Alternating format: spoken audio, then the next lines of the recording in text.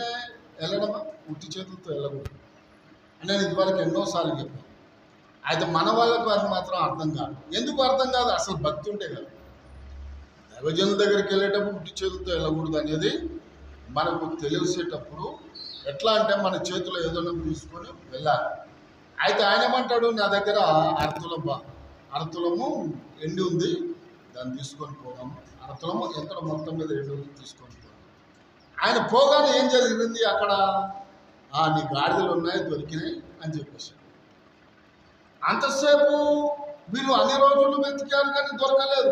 ఎందుకు? ఆయన చెప్పాడు, నీ గాడిదలు దొరికా, అయిపోయింది, నువ్వేం సంతోషం, నువ్వేం బెంగపెట్టుకోవాల్సిన పని లేదు, నువ్వు బాధపడాల్సిన పని లేదు అన్నాడు.